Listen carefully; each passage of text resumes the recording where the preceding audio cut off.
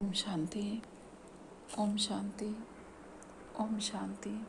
हम सभी अपने आत्मिक स्वरूप में स्थित होकर बहुत ही ध्यान से और एकाग्रता से अपने परमपिता परमात्मा के महावाक्यों को सुनेंगे और स्वयं में धारण करेंगे। ओम शांति। आज 20 जुलाई 2024 की बाबा की साकार वाणी है। बाबा कहते हैं, मीठे बच्चे, माया रावण के संग में आकर तुम भटक गए, पवित्र पौधे अपवित्र बन गए, अब फिर पवित्र बनो। आज का प्रश्न है, हर एक बच्चे को अपने ऊपर कौन सा वंडर लगता है? बाप को बच्चों पर कौन सा वंडर लगता है? उत्तर में बाबा कहते हैं, बच्चों को वंडर लगता है कि हम क्या थे, किसके बच्चे थे। ऐसे बाप का हमें वर्षा मिला था, उस बाप को ही भूल गए। रावण आया, इतनी फागी आ गई जो रचयिता और रचना को भूल गए। बाप को बच्चों पर वंडर लगता है, जिन बच्चों को मैंने इतना ऊंच बनाया, राज्य भाग दिया, वही बच्चे मेरी ग्लानि करने लगे, रावण के संग में आकर सब कुछ गवा दिया।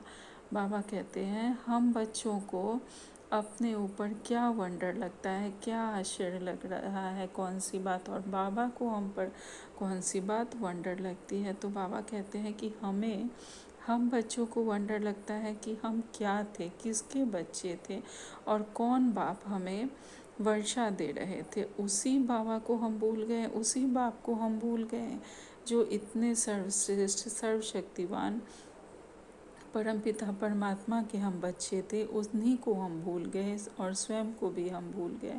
हम क्या थे, कहाँ हम देवता थे और कहाँ हमारे में आसुरी संस्कार भर गए। बाबा कहते हैं कि रावण आया और हम रचयिता और रचना सब को भूल गए। रावण की जैसे ही प्रविष्टता हुई, हम राम राज्य से रावण राज्य में आए द्वापर से, उसके बाद हम स्वयं को भी भूल गए और बाबा को भी भूल गए। और बाबा को हम पर आश्चर्य लगता है कि मैंने अपने बच्चों को इतना पवित्र बनाया, इतना ऊंचा बनाया, देवता समान बना के मैंने उसे शांति धाम से सुख धाम नीचे उतारा था, इतना बड़ा राज्य भाग दिया, पूरे विश्व का महाराजन बनाया, और उन बच्चों की ऐसी स्थिति हो गई कि वे मेरी ही ग्लानि करने लगे। उन बच्चों के पास अब कुछ भी नहीं है। इतना धनी बना के बाबा हमें भेजे थे और अब हमारे पास कुछ भी नहीं है। बाबा कहते हैं, रावण के संग में आकर हमने अपना सब कुछ गवा दिया, हमने अपनी पर्सनालिटी भी ख़राब कर दी। कहाँ हम देवता से असुर बन गए और कहाँ हमारा सारा धन राज्य सब ये हो गया, ख़त्म हो गया। कहाँ भारत सोने की चिड़िया थी और कहाँ क्या से क्या बन गई। ओम शांति। क्या सोच रहे हो? नंबरवार पुरुषार्थ अनुसार हर एक की जीव आत्मा अब अपने ऊपर वंडर खा रही है कि हम क्या थे, किसके बच्चे थे, और बरोबर बाप से वर्षा मिला था, फिर कैसे हम भूल गए। हम सतो प्रधान दुनिया में सारे विश्व के मालिक थे, बहुत सुखी थे, फिर हम सीढ़ी उतरे, रावण आया, गोया इतनी फागी आ गई जो रचता और रचना को ही भूल गए। फागी में मनुष्य रास्ता आदि भूल जाते हैं। जब तूफान आदि आते हैं तो लोग रास्ता भूल जाते हैं। वैसे ही बाबा कहते हैं कि जब रावण राज्य आया तो हम रचता और रचना को ही भूल गए। कहाँ हम सतो प्रधान दुनिया के मालिक थे, या कहाँ हम तमो प्रधान दुनिया में आ गए, उसके मालिक बन गए। आसुरी संस्कार हमारे हो गए। तो बाबा कहते हैं कि नंबरवार पुरुषार्थ अनुसार हर जीवात्मा, हर हम सब जो बाबा के बच्चे हैं, सब अपने ऊपर, हमें बहुत ही आश्चर्य लग रहा है। जब हम बाबा का यह ज्ञान सुन रहे हैं तो हमें भी बड़ा यह सब वंडर लग रहा है कि हम क्या थे और क्या बन गए। तो बाबा कहते हैं, फागी में मनुष्य रास्ता आदि भूल जाते हैं ना, तो हम भी भूल गए हमारा घर कहाँ है, कहाँ के रहने वाले थे। अब बाबा देख रहे हैं हमारे बच्चे, जिन्हें हम आज से 5000 वर्ष पहले राज्य भाग देकर गए, बड़े आनंद मौज में थे। यह भूमि फिर क्या से क्या हो गई, कैसे रावण के राज्य में आ गए। पराए राज्य में ज़रूर दुख ही मिलेगा। बाबा कहते हैं कहाँ हम अपने राज्य से रावण के राज्य में आ गए, कहाँ राम का राज्य था और कहाँ रावण का राज्य आ गया। तो पराए राज्य में जब हम जाएंगे तो हमें दुख ही मिलेगा। बाबा कहते हैं कितने तुम भटके। बाबा कहते हैं आज से 5000 वर्ष पहले हम बच्चों को राज्य भाग देकर गए थे तो मेरे बच्चे कितने मौज में थे। यह भूमि फिर क्या से क्या हो गई, कैसे रावण के राज्य में आ गए। पराए राज्य में तो ज़रूर दुख ही मिलेगा ना।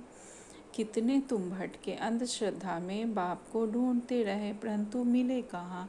कि जिसको पत्थर ठिक्कर में डाल दिया तो मिलेगा फिर कैसे। आधा कल तुम भटक भटक कर जैसे फाह हो गए हो। अपने ही अज्ञान के कारण रावण राज्य में तुमने कितना दुख उठाया है।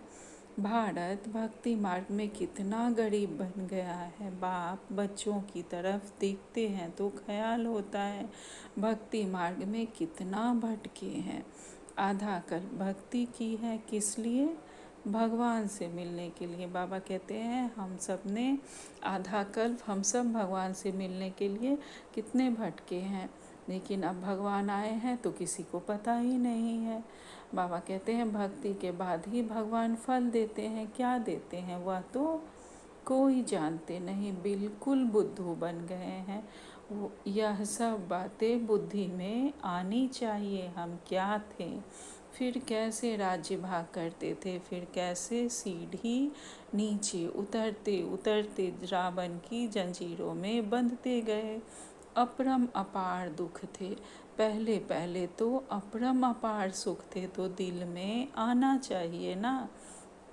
अपने राज्य में कितना सुख था, फिर पराए राज्य में कितना दुख उठाया। जैसे वो लोग समझते हैं अंग्रेजों के राज्य में हमने दुख उठाया है। अब तुम बैठे हो तो अंदर में यह ख्याल आना चाहिए ना कि हम कौन थे, किसके बच्चे थे। बाप ने हमको सारे विश्व का राज दिया, फिर कैसे हम रावण राज्य में जकड़ गए। कितने दुख देखे, कितने गंदे कर्म किए। सृष्टि दिन प्रतिदिन गिरती ही गई है। मनुष्यों के संस्कार दिन प्रतिदिन क्रिमिनल होते गए हैं। तो बच्चों को स्मृति में आना चाहिए ना। बाप देखते हैं यह पवित्र पौधे थे, जिसको राज्य भाग दिया वह फिर मेरे ऑक्यूपेशन को ही भूल गए। अब फिर तुम तमो प्रधान से सतो प्रधान बनना चाहते हो तो मुझ बाप को याद करो तो सब पाप कट जाएंगे। परंतु याद भी नहीं रह सकते। घड़ी घड़ी कहते हैं बाबा हम भूल जाते हैं। हम कहते हैं ना बाबा हम सदा याद में नहीं रह सकते हैं, घड़ी घड़ी हम भूल जाते हैं आपको बाबा। तो बाबा कहते हैं अरे तुम याद नहीं करेंगे तो पाप कैसे कटेंगे। एक तो तुम विकारों में गिर पतित बने और दूसरा फिर बाप को गाली देने लगे। बाबा कहते हैं एक तो विकारों में गिर कर तुम सब पतित बने, पांचों विकारों से तुम गिर गए, रावण के पिंजरे में आ गए, और फिर दूसरा बाबा को भी गाली देने लगे। कैसे, बाबा को पत्थर ठिक्कर कुत्ते बिल्ली सब में कह दिया कि बाबा सर्वव्यापी है। तो बाबा कहते हैं माया के संग में तुम इतना गिर पड़े जो जिसने तुमको आसमान में चढ़ाया उनको ठिक्कर भीतर में ले गए। माया के संग में तुमने ऐसा काम किया है। बुद्धि में आना चाहिए ना, एकदम पत्थर बुद्धि तो नहीं बनना चाहिए। बाप रोज रोज कहते हैं, मैं फर्स्ट क्लास पॉइंट तुमको सुनाता हूँ। जैसे बॉम्बे में संगठन हुआ तो उसमें बतला सकते हैं कि बाप कहते हैं हे भारतवासियों, तुमको हमने राज्य भाग दिया। तुम देवताएं हेवन में थे, फिर तुम रावण राज्य में कैसे आए। यह भी ड्रामा का पार्ट है। बाबा कहते हैं बॉम्बे में जैसे संगठन चला था तो उसमें जाके हम भाषण कर सकते हैं, बता सकते हैं कि हे भारतवासियों, बाबा ने हमें राज्य भाग दिया था, हम देवताएं हेवन में थे, फिर हम रावण राज्य में कैसे आए। यह सब भी ड्रामा का पॉइंट है, पार्ट है। तो बाबा कहते हैं तुम रचता और रचना के आदि मध्य अंत को समझो, तब ऊंच पद पा सको, और मेरे को याद करो तो तुम्हारे विकर्म विनाश हो। भल सब यहाँ बैठे हैं, फिर भी किसकी बुद्धि में कहाँ, किसकी बुद्धि कहाँ रहती है। बुद्धि में आना चाहिए, हम कहाँ थे, अब हम पराए रावण राज्य में आकर पड़े हैं, तो कितने दुखी हैं। बाबा कहते हैं भल सब बाबा के सामने में बैठते तो हैं, लेकिन बुद्धि कहाँ न कहाँ भटकती रहती है। ये नहीं कि बाबा को याद करे और अपने विकर्मों को विनाश करे। तो बाबा कहते हैं कि हमें बुद्धि में यह बात लानी चाहिए ना कि हम कहाँ थे और कहाँ हम अपने देवताई राज्य में थे, और अब हम पराए रावण राज्य में आकर पड़े हैं, तो कितने दुखी हो गए हैं। आगे बाबा कहते हैं हम शिवालय में तो बहुत सुखी थे, अब बाप आए हैं वैश्यालय से निकालने, तो भी निकलते ही नहीं। बाप कहते हैं तुम शिवालय चलेंगे, फिर वहाँ यह विष नहीं मिलेगा, यहाँ का गंदा खान पान भी नहीं मिलेगा। यह तो विश्व के मालिक थे ना, फिर यह कहाँ गए, फिर से अपना राज्य भाग ले रहे हैं। कितना सहज है, यह तो बाप समझाते हैं। ये सब सेंसिबल नहीं होंगे, सब बाबा की बात को नहीं समझेंगे। बाबा कहते हैं बाबा के इतना सहज ज्ञान सब बच्चे नहीं समझ सकते हैं, सब नंबरवार पुरुषार्थ अनुसार समझते हैं।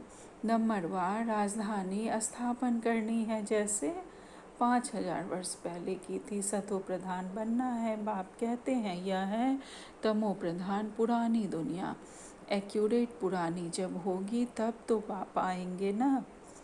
बाप बिगड़ तो कोई समझा न सके, भगवान इस रस द्वारा हमको पढ़ा रहे हैं, यह याद रहे तो भी बुद्धि में ज्ञान हो। बाबा कहते हैं बाबा ब्रह्मा बाबा के द्वारा इस रथ के द्वारा हमें पढ़ा रहे, अगर इतना भी हम याद रखेंगे तो हमारी बुद्धि में ज्ञान चलता रहेगा, फिर औरों को बताकर आप समान बनाए।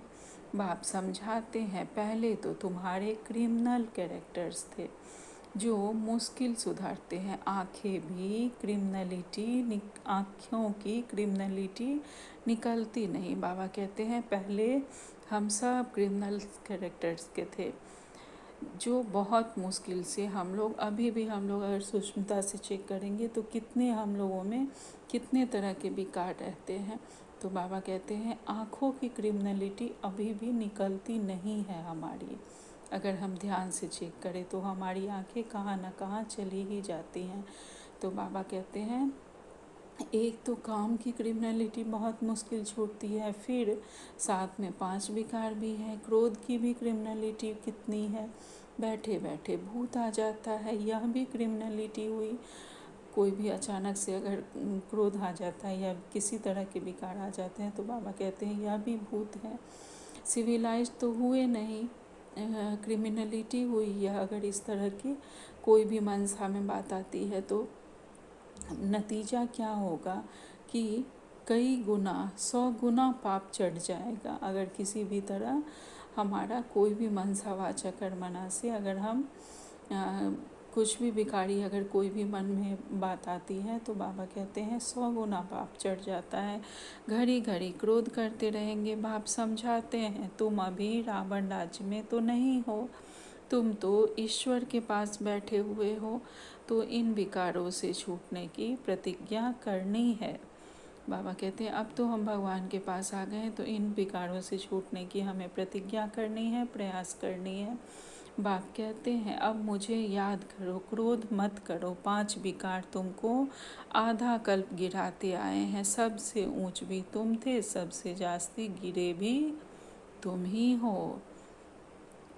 इन 5 भूतों ने तुमको गिराया है, अब शिवालय में जाने के लिए इन विकारों से निकलना है। इस वैशाली से दिल हटाते रहो, बाप को याद करो तो अंतमति सोगति हो जाएगी। तुम घर में पहुंच जाएंगे और कोई यह रास्ता बता न सके। भगवान उवाच मैंने तो कभी भी कहा नहीं है कि मैं सर्वव्यापी हूँ। बाबा कहते हैं भगवान ने तो कभी यह बात नहीं कही है कि मैं सर्वव्यापी हूँ। मैंने तो राजयोग सिखाया और कहा तुमको विश्व का मालिक बनाता हूँ यह राजयोग सिखाकर।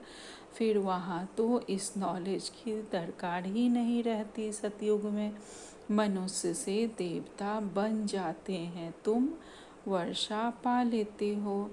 इसमें हठ योग आदि की बात नहीं, बल्कि यह हमारे बाबा का यह राजयोग सहज योग है।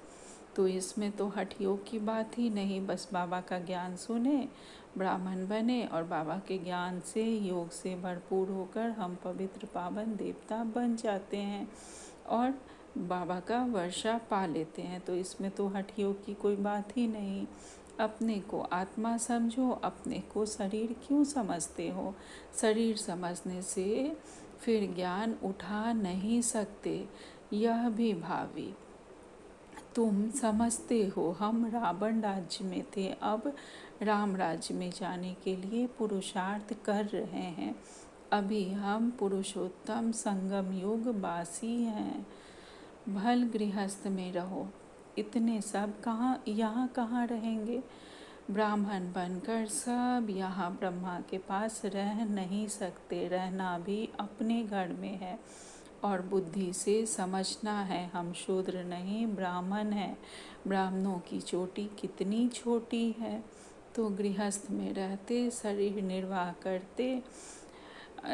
निर्वाह लिए धंधा आदि करते बाबा को याद करो। बाबा कहते हैं कि सब यहाँ आ जाएंगे तो यहाँ कहाँ रहेंगे?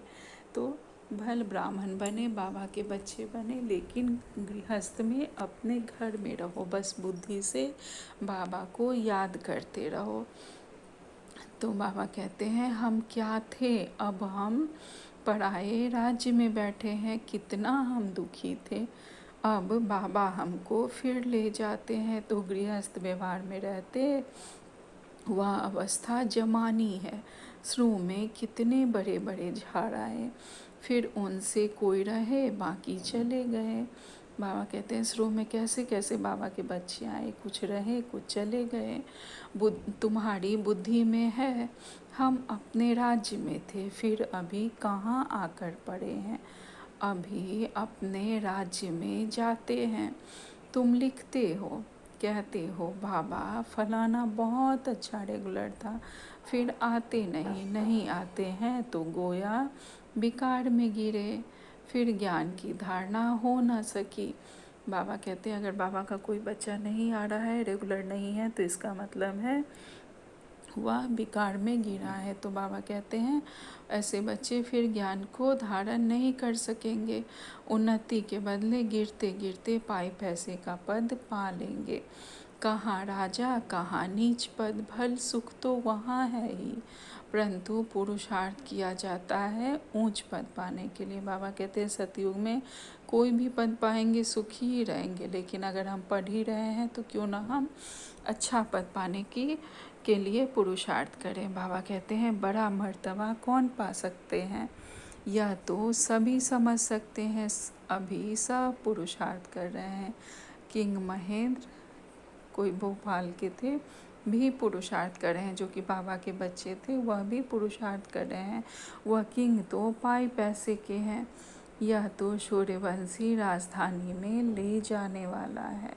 पुरुषार्थ ऐसा हो जो विजयमाला में जा सके।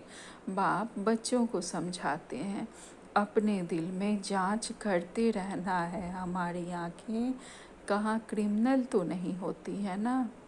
अगर सिविलाइज्ड हो जाए तो बाकी क्या चाहिए। भल विकार में नहीं जाएंगे, परंतु कुछ न कुछ आँखें धोखा देती रहती है। बाबा कहते हैं भले विकार में नहीं जाएंगे, लेकिन आँखें क्रिमिनल हो जाती हैं अगर पूरी तरह सिविलाइज्ड नहीं है तो, और कुछ ना कुछ हमें ऐसा भिखारी दिखा देती है तो आंखें सबसे पहले धोखा देती है। बाबा कहते हैं नंबर 1 है काम। क्रिमिनल आई बड़ी खराब है, इसलिए नाम ही है क्रिमिनल आइज्ड। सिविलाइज्ड बेहद का बाप बच्चों को जानते तो है ना, यह क्या कर्म करते हैं, कितनी सर्विस करते हैं। फलाने की क्रिमिनलाइज्ड अभी तक गई नहीं है, अभी तक ऐसे गुप्त समाचार आते हैं। आगे चल और भी एक्यूरेट लिखेंगे, खुद भी फील करेंगे। हम तो इतना समय झूठ बोलते गिरते आए हैं, ज्ञान पूरा बुद्धि में बैठा नहीं है। यही कारण था जो हमारी अवस्था नहीं बनी। बाबा से हम छिपाते हैं। बाबा कहते हैं कि कुछ गलती भी हो जाए, कभी अगर किसी तरह की कोई भी क्रिमिनलाइज्ड हुई है, कुछ भी गलत हुआ है तो बाबा को ज़रूर बता देना है। तो बाबा कहते हैं हम बाप से छिपाते थे, ऐसे बहुत छिपाते हैं। सर्जन से 5 विकारों की बीमारी छिपानी नहीं है, सच बताना चाहिए। हमारी बुद्धि इस तरफ चली जाती है, शिव बाबा तरफ नहीं जाती है। जो भी हो, जैसा भी हमारे मन में चल रहा है, बाबा को बता देना है। तो बाबा कहते हैं बताते नहीं हैं तो वह वृद्धि को पाती रहती है। अगर किसी तरह का मन में विकार आ रहा है, कोई बात चल रही है, तो बाबा को बता देंगे तो वह स्टॉप हो जाएगी। अगर नहीं बताएंगे तो वृद्धि को पाती रहेगी। तो बाबा कहते हैं अब बाप समझाते हैं बच्चे देही अभिमानी बनो, अपने को आत्मा समझो। आत्मा भाई भाई है। तुम कितने सुखी थे जब पूज्य थे, अब तुम पुजारी दुखी बन पड़े हो। तुमको क्या हो गया? सब कहते हैं यह गृहस्थाश्रम तो परंपरा से चला आया है। क्या राम सीता को बच्चे नहीं थे? लेकिन वहाँ विकार से बच्चे तो होते नहीं। अरे वह तो है ही संपूर्ण निर्विकारी दुनिया। वहाँ भ्रष्टाचार से पैदाइश नहीं होती, विकार नहीं था वहाँ पे। वहाँ यह रावण राज्य होता ही नहीं, वह तो राम राज्य है। वहाँ रावण कहाँ से आया? मनुष्यों की बुद्धि बिल्कुल चट खाते में है। किसने की? मैंने तुमको सतो प्रधान बनाया था, तुम्हारा बेड़ा पार किया था। फिर तुमको तमो प्रधान किसने बनाया? बाबा कहते हैं तुमको तमो प्रधान रावण ने बनाया है। यह भी तुम भूल गए हो, यह भी हम भूल गए कि रावण ने हमें तमो प्रधान बनाया। कहते हैं यह तो परंपरा से चला आता है। अरे परंपरा कब से? कोई हिसाब तो बताओ। कुछ भी समझते नहीं। बाप समझाते हैं तुमको कितना राज्य भाग देकर गया था। तुम भारतवासी बहुत ही खुशी में थे और कोई था ही नहीं। क्रिश्चियन भी कहते हैं पैराडाइज था। चित्र भी देवताओं के हैं, उनसे कोई पुरानी चीज़ तो है नहीं। पुराने ते पुराने या लक्ष्मी नारायण होंगे या इन्हों की कोई वस्तु होगी। सबसे पुराने ते पुराना है श्री कृष्ण, नए से नया भी श्री कृष्ण था। पुराना क्यों कहते? क्योंकि पास्ट हो गया ना। तुम ही गोरे थे, फिर तुम ही बिखारों में गिर सावरे बनते हो। बाबा कहते हैं सावरे कृष्ण को भी देखकर बड़ा खुश होते हैं। झूले में सावरे को झुलाएंगे। उनको क्या पता कि गोरा कब था। कृष्ण को कितना प्यार करते हैं। राधे ने क्या किया? बाप कहते हैं तुम यहाँ सत के संग में बैठे हो, बाहर कुसंग में जाने से फिर भूल जाते हो। माया बड़ी प्रबल है, गज को ग्राहप कर लेते हैं। ऐसे भी हैं अभी भागे कि भागे। थोड़ा भी अपना अहंकार आने से और ही सत्यानाश कर लेते हैं। बाबा कहते हैं कि कुछ बाबा के बच्चे हैं जो अभी जाएंगे कि कब तब जाएंगे, ऐसी स्थिति है। कब भागे कि भागे। तो बाबा कहते हैं थोड़ा सा भी अहंकार आ जाता है कि अपना ही सत्यानाश कर लेते हैं। बेहद का बाप तो समझाते रहेंगे, इसमें फंक नहीं होना चाहिए। बाबा ने ऐसे क्यों कहा, हमारी इज्जत गई। अरे इज्जत तो रावण राज्य में छट हो गई है। देह अभिमान में आने से अपना ही नुकसान कर देंगे। पद भ्रष्ट हो पड़ेगा। क्रोध लोभ भी क्रिमिनल आई है। आँखों से चीज देखते हैं तब तो लोभ होता है। बाप आकर अपना बगीचा दिखाते हैं, किस किस किस्म के फूल हैं। यहाँ से जाकर फिर उस बगीचे में फूल को देखते हैं। शिव बाबा को फूल भी बरोबर चढ़ाते हैं। वह तो है निराकार चैतन्य फूल। तुम अभी पुरुषार्थ कर ऐसा फूल बनते हो। हम भी बाबा जैसा बहुत ही खुशबूदार फूल बन रहे हैं।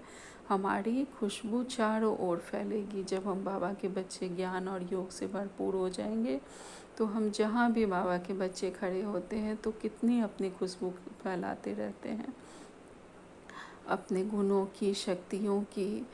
बाबा कहते हैं आगे, तुम अभी पुरुषार्थ कर ऐसा फूल बनते हो। बाबा कहते हैं, मीठे मीठे बच्चों, जो कुछ भी था उसको ड्रामा समझो, सोचो नहीं। कितनी मेहनत करते हैं, होता तो कुछ नहीं, ठहरता नहीं। अरे प्रजा भी तो चाहिए ना। थोड़ा भी सुना तो वह प्रजा हो गई। प्रजा तो ढेर बनी है। ज्ञान कभी विनाश को नहीं पाता है। ज्ञान कभी भी विनाश नहीं होता। बाबा कहते हैं थोड़ा सा भी सुना तो प्रजा में आ ही जाएंगे। अंदर में तुम्हें यह स्मृति आनी चाहिए, हम जिस राज्य में थे वह फिर से अब पा रहे हैं। उसके लिए पूरा पुरुषार्थ करना चाहिए। बिल्कुल एक्यूरेट सर्विस चल रही है। अच्छा, मीठे मीठे सिखिलदे बच्चों प्रति माता पिता बाप दादा का याद प्यार और गुड मॉर्निंग। रूहानी बाप की रूहानी बच्चों को नमस्ते। हम सब रूहानी बच्चों की रूहानी माता पिता बाप दादा को याद प्यार, गुड मॉर्निंग और नमस्ते नमस्ते नमस्ते। शुक्रिया मेरे मीठे प्यारे बाबा, आपका लाख लाख शुक्रिया। आज बाबा ने धारणा के लिए मुख्य सार में पहली पॉइंट कही है, शिवालय में जाने के लिए इन विकारों को निकालना है। इस वैशाल्य से दिल हटाते जाना है। शूद्रों के संग से किनारा कर लेना है। दूसरी पॉइंट में बाबा ने कहा है, जो कुछ भी था उसे ड्रामा समझ कोई भी विचार नहीं करना है।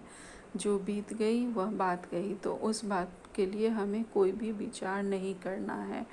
ड्रामा के राज को समझकर उसको बिंदी लगाकर बिंदी बाबा में स्वयं बिंदी बनकर समा जाना है। अहंकार में कभी नहीं आना है।